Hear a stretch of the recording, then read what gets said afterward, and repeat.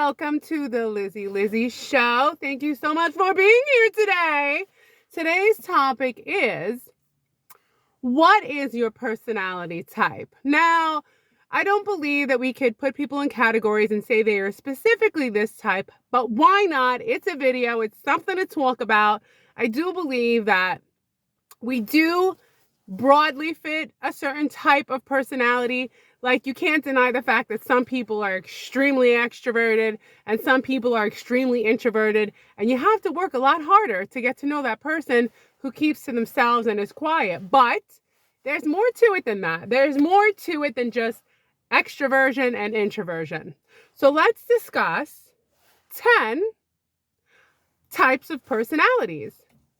Now, it's very obvious what kind of personality I am, and I will mention it as I'm reading it.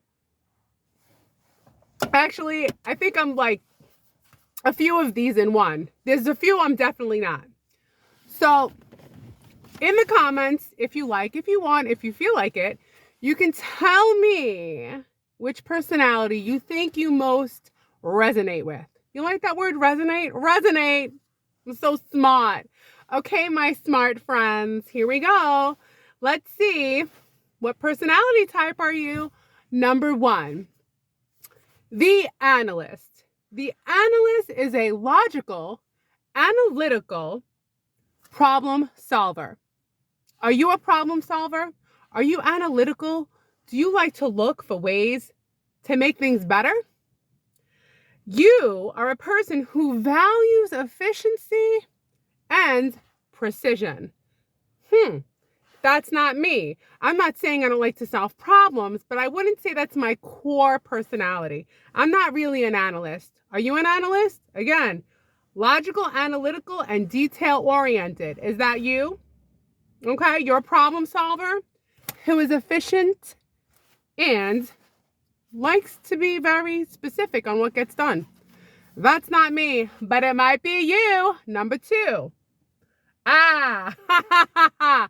This might be me. Oh God, look at me. So self-centered. I'm trying to be here for you. Number 2, the charismatic leader.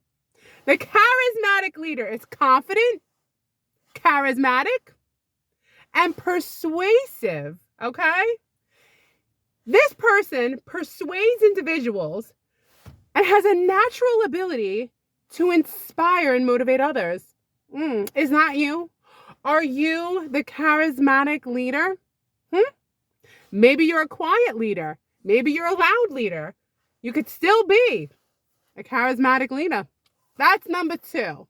Is that you? Number 3, the creative dreamer. Are you a creative dreamer? Are you imaginative, innovative? Are you artistic and creative? Do you like to bring dreams to life, or do you dream of bringing your dreams to life?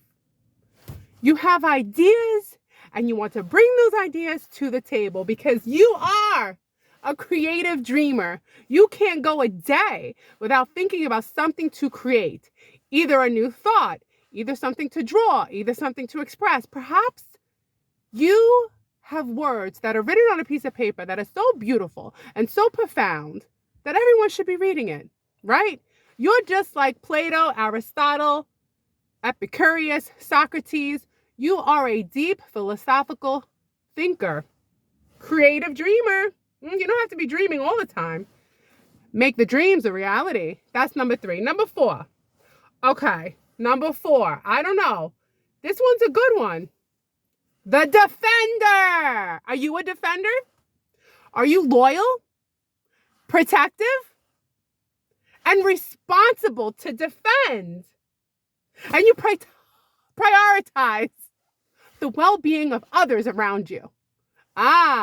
These are our cops. These are our firemen. These are our military. Those are just 3 off the top of my head. Okay? And then we have more people, but I can only think so much on my lunch break. I'm on the clock. So number 4, the defender. Who here is a defender? Number 5. Are you a person who likes to create things? Are you an entrepreneur? Sounds like manure, but it's entrepreneur because you're creating something with your mind. You're creating a new way to make money, a business. So the entrepreneur has an adventurous, ambitious, and entrepreneurial drive to create things. These individuals are driven to succeed and face challenges. Is that you? Entrepreneurs, they're the people who create all these new businesses, who create big businesses. They like creating stuff. I'm not an entrepreneur.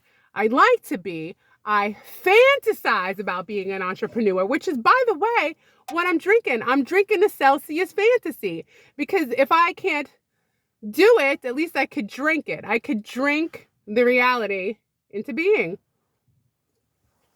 Yeah, I'd like to be an entrepreneur, but there's a lot of things you got to do. You got to create an LLC. You got to get an accountant. It's not so easy. So awesome if you're an entrepreneur. There's a lot to it. Number 6. Is this you? Are you an idealist? Okay. Are you compassionate, empathetic? Are you value driven? Is that what drives you? Your values, right? Not the money, the values. Okay. You do things because you care, because you're compassionate. Basically, ideas drive you. You want to make a positive difference in the world because you're an idealist. Doesn't matter how bad things are. You see the good in the world. Doesn't matter. You keep going because you're an idealist. Number 7. Perhaps I will say this word in a way that flows. Number 7. Are you the logistician? It sounds like magician, but it's the logistician. Logistician? Okay. I'm doing my best with this word. I am not the logistician. So think of log is tician. Logistician. I can't say the word. I'm not the word. I'm not this person. So who here is this word? You are practical. You are organized. Not me, not organized. I don't know. I can't find anything. You're detail focused. Okay? You like to plan things. You like to coordinate things. You like to execute complex tasks. Bravo. Thank you. These are our engineers, right? Number 8. This one I like. The mediator. Diplomatic, empathetic, communicative, okay? Mediators you excel at resolving conflicts between others. You help others build a bridge between each other to get along. Are you the mediator? Okay. All right. Here we go. Number 9. How many of you are the performer? Do you like to perform? Are you confident? Are you expressive? Are you charismatic? Do you thrive to be in the spotlight? Or do you feel you thrive in the spotlight? I thrive in the spotlight. I'm not afraid of what people think. I just like to be the center of attention. Now, personality is 30 to 60% genetics. So whether I like it or not, 30 to 60% of me was determined before I was even born. So, if you're a performer like myself, that's just my spirit, my essence. You enjoy engaging with other people. You enjoy deep conversations. You enjoy the performance in every aspect of life. Whether it be entertaining people, it's also giving people new thoughts, having people give you new thoughts. But you thrive on interaction. You're not drained, you're gained. Okay? So when you're an extrovert, you actually get strength from people around you. So it's the opposite from an introvert. An introvert is drained. We gain. See, that's just the circle. That's the seesaw of 2 different personality types. One gets drained, one gained.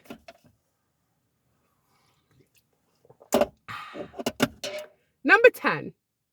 I think we all have this personality type, but I think introverts are even more this. You are, number 10, the thinker. All right?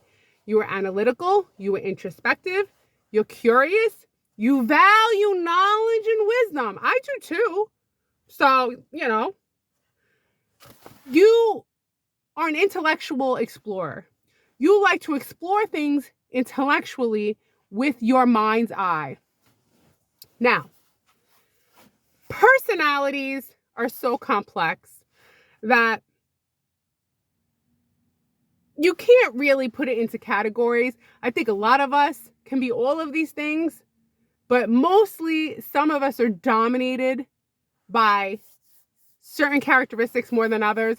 Like there are some people, they walk into a room, they're not embarrassed, they're not shy, they could talk to anyone. Then you have another kind of personality, it takes them time to warm up, they don't trust anyone, and what's ironic about me is my favorite kind of person, I shouldn't say my favorite kind of person, but what's interesting is I can be drawn to someone who tells me, oh, Liz, I'm really an introverted person. I don't really get along with people. And I'm like, you don't? You're talking to me. Oh, well, I guess if I really have something to talk about, or if someone opens up a conversation, or if someone initiates it. So there are a lot of people who claim and hold on to that self-image that they're introverted and they don't like people. But then if you have someone who's extreme on the other end, like myself, and has no problem opening up a conversation and asking questions, all of a sudden this person doesn't seem like an introvert to me at all. But yet they claim that that's what they are, right? Then you have people that because of whatever they've gone through in life, it's hard for them to trust people. So you have to invest some time before they trust you. So maybe you feel the same exact way, but it's quite the honor to have someone like you who doesn't like anybody, okay? When I have someone tell me I don't like anybody, I don't even leave the house, and I'm making them laugh, I'm like, score, Liz, you just won. For me, that's a win. That's a dopamine drop. That's just serotonin, dopamine. I'm happy. I had this one lady, she was telling me she doesn't like people, she doesn't leave the house. I had her laughing. Tears were coming down her face. I said, score. So I love that. And I find myself usually throughout my life, I was always attracted to people, especially in relationships, who are quiet and introverted. That's just always how it is. But the best conversations sometimes you have with people automatically who match my energy level. So I'm not saying I don't like people who match my energy level. It's that sometimes it doesn't always work out. We could cancel each other out. Or other times it's explosive and there's no time. An hour goes by in a second. So when people categorize themselves, I never really resonate with it because I'm always surprised when they tell me, oh, I'm introverted. I'm like, then how are we talking for 5 hours? You're talking to me. You're talking to me. So it's very complex who we are. How we're raised, where we're born, how our parents interact with us, because my mother encouraged my behavior. So possibly, that's why I am the way I am. But there's many reasons why we are the way we are. That's like a 5-hour video.